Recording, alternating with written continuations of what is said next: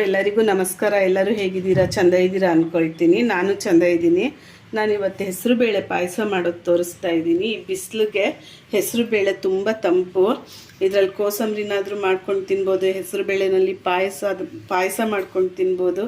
ಹೆಸರು ಬೇಳೆ ಏನಕ್ಕಾದರೂ ಬಳಸಿ, ತಂಪು ಜಾಸ್ತಿ, ತಣ್ಣಗಿರುತ್ತೆ ಬಿಸಿಲು ಕಾಲದಲ್ಲಿ. ನಾನಿವಾಗ ಪಾಯಸ ಮಾಡೋಕ್ಕೆ ರೆಡಿ ಮಾಡ್ಕೊಳ್ತೀನಿ.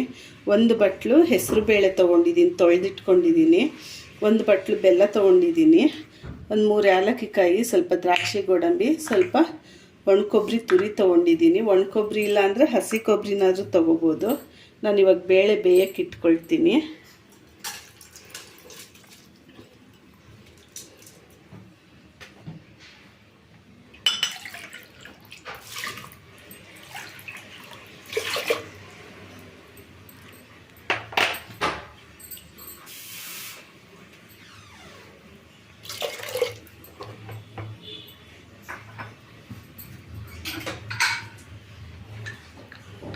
ನಾನು ಇದ್ರ ಜೊತೆನೇ ಕಾಯಿ ಹಾಕ್ತಾಯಿದ್ದೀನಿ.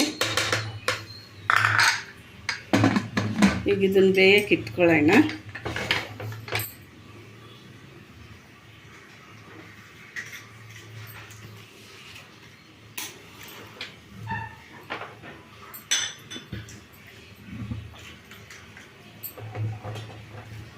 ಬೇರೆ ಕಡೆ ಬೇಳೆ ಬೇಯಕ್ಕೆ ಇಟ್ಕೊಂಡಿದ್ದೀನಿ.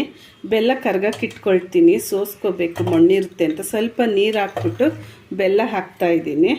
ಇದೆಲ್ಲ ಕರಗಲಿ. ನಾನೀಗ ಬೇಳೆ ಬೇಯಿಸಿಟ್ಟಿರೋದಿಲ್ಲಿದೆ, ತೆಂಗಿನಕಾಯಿ ತುರಿ ಹಾಕಿ ಅದನ್ನು ಹಾಕ್ಕೊಳ್ತೀನಿ. ಬೆಲ್ಲ ಕುದಿಸಿ ಸೋಸಿಟ್ಕೊಂಡಿರೋ ಬೆಲ್ಲನ ಹಾಕ್ಕೊಂಡಿದ್ದೀನಿ. ಇದು ಇವಾಗ ಕುದಿಬೇಕು. ನಮ್ಗೆ ಎಷ್ಟು ಬೇಕೋ ಅಷ್ಟು ನೀರು ಹಾಕ್ಕೊಳ್ಳೋಣ. ಹಾಕ್ಕೊಂಡು ಕುದಿಯೋಕೆ ಇಡ್ತೀನಿ. ಇದು ಚೆಂದಾಗಿ ಮಿಕ್ಸ್ ಆಗಬೇಕು. ನಾನು ಇನ್ನು ಸ್ವಲ್ಪ ನೀರು ಹಾಕ್ಕೊಳ್ತೀನಿ.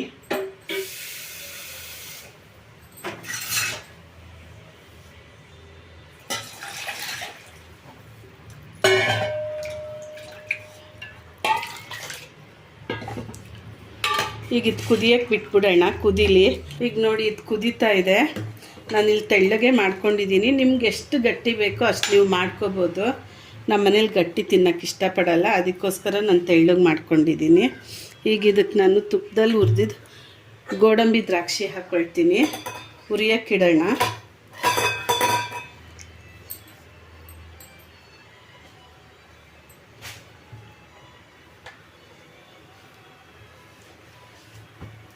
ನಾನು 2 ಸ್ಪೂನ್ ತುಪ್ಪ ಹಾಕ್ಕೊಳ್ತಾ ಇದ್ದೀನಿ.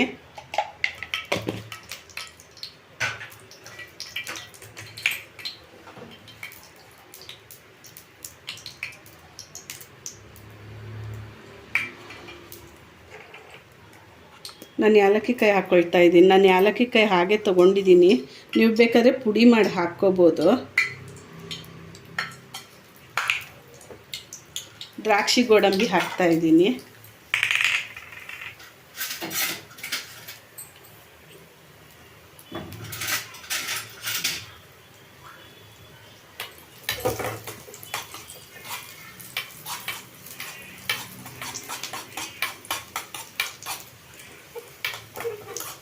ಈಗ ಇದಾಗಿದೆ.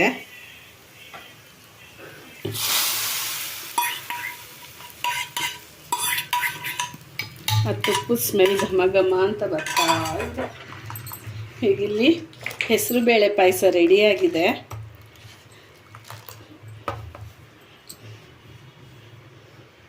ನಾನು ತೆಳ್ಳಗೆ ಮಾಡಿದ್ದೀನಿ. ನಿಮಗೆ ಬೇಕಾದ್ರೆ ಸ್ವಲ್ಪ ಗಟ್ಟಿ ನೀವು ಮಾಡ್ಕೋಬೋದು.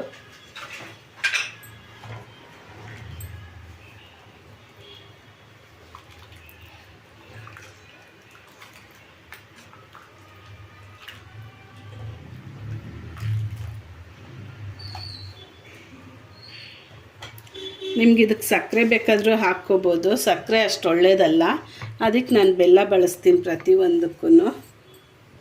ಈಗ ಇಲ್ಲಿ ಹೆಸರು ಬೇಳೆ ರೆಡಿಯಾಗಿದೆ. ನೀವು ಮಾಡಿ ನೋಡಿ, ಟೇಸ್ಟ್ ಹೇಗಿರುತ್ತೆ ಅಂತ ಹೇಳಿ. ನನ್ನ ವಿಡಿಯೋ ನೋಡಿದವರೆಲ್ಲ ಲೈಕ್ ಮಾಡಿ, ಶೇರ್ ಮಾಡಿ, ಸಬ್ಸ್ಕ್ರೈಬ್ ಮಾಡ್ಕೊಳ್ಳಿ.